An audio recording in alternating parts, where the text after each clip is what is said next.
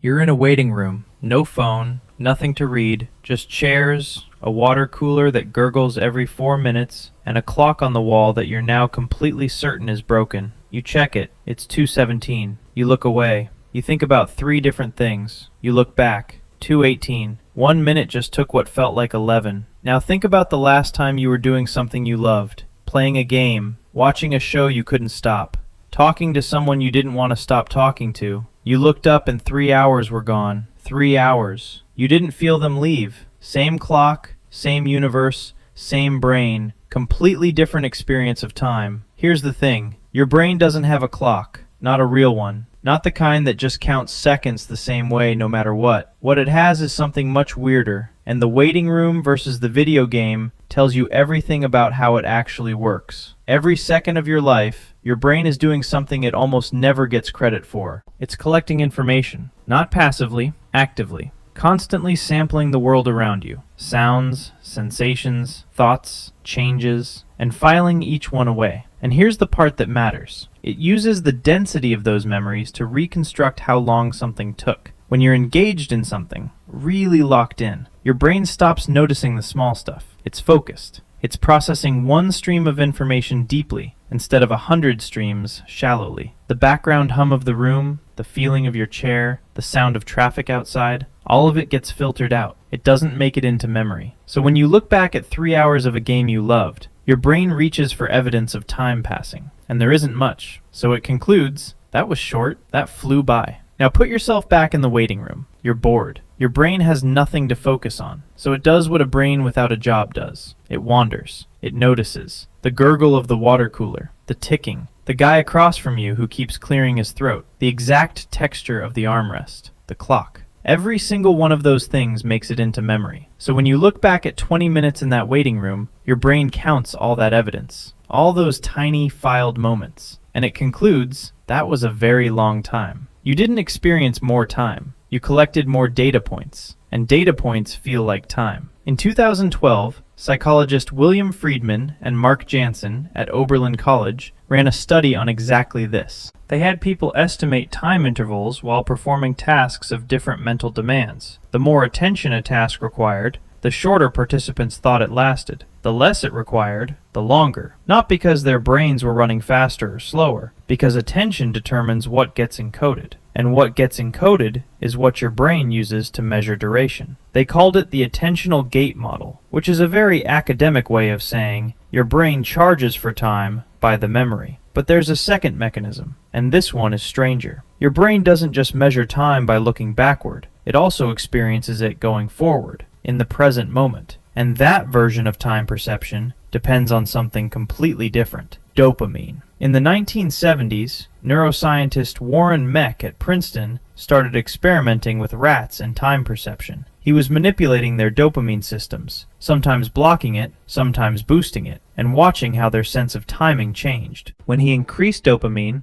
the rats started overestimating time intervals. They acted as if more time had passed than actually had. When he decreased dopamine, they underestimated. Less time seemed to have passed than actually had. Dopamine, it turned out, was essentially setting the speed of the internal clock. More dopamine, clock runs fast. Everything feels longer in the moment. Less dopamine, clock runs slow. Time seems to compress. Now think about what happens in your brain when you're bored. Nothing interesting is happening. There's no reward coming. Dopamine is low. Clock runs slow. You sit in that waiting room, and each second stretches, because your internal clock is ticking faster than real time. Every real second feels like more than a second. Now think about what happens when you're playing a game you love, or deep in conversation, or watching something that's got you hooked. Dopamine is high. Your reward system is firing. The game keeps giving you small wins. The conversation keeps surprising you. Clock runs fast. Each real second passes before your internal clock finishes counting it. Time feels compressed, fast, gone before you noticed it starting. Two mechanisms, same result. When you're bored,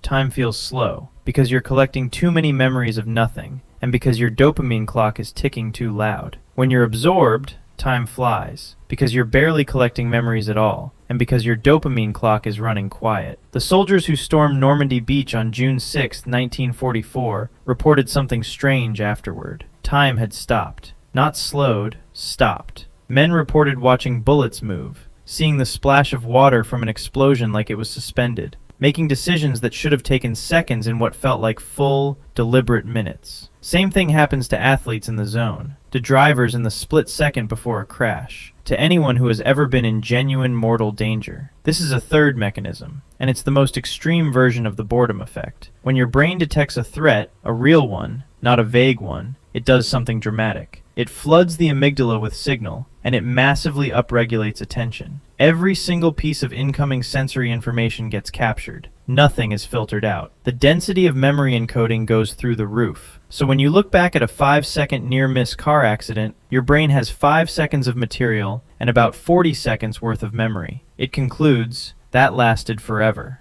David Eagleman at Stanford, one of the leading researchers on time perception, tested this directly in 2007. He dropped volunteers off a 150-foot platform into a safety net, a controlled free fall, and had them try to read numbers on a specially designed watch strapped to their wrists that changed too fast to read under normal circumstances. If time really slowed down during fear, they should have been able to read the numbers. They couldn't. What Eagleman found was that time doesn't actually slow down in the moment of fear. Your brain doesn't suddenly run faster. What happens is something subtler and weirder. The amygdala kicks in a secondary recording system that captures information with much higher resolution, more data per second. So afterward, when your memory replays the event, there's so much more material than usual that it feels like it took longer. The slowdown isn't real. It's a trick of the archive. Here's the part that should make you a little uncomfortable. If your subjective experience of time depends on how much you remember, and if you remember more when things are novel, surprising, or emotionally charged,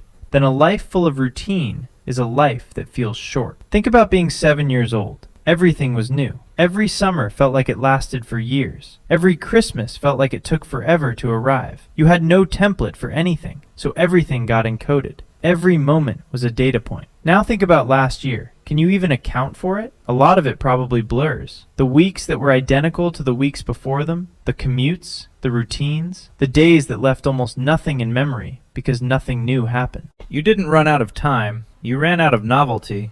In 2019, neuroscientist Virginie van Wassenhove at Paris-Saclay University put it this way: the brain is not a clock, it's a compression algorithm. It throws away what's redundant, and a life of sameness is almost entirely redundant, which means the years that feel shortest are the years you were most comfortable, and the moments that feel longest, the boring ones, the frightening ones, the ones where you're sitting in a waiting room watching a clock, are the ones your brain is actually paying the most attention.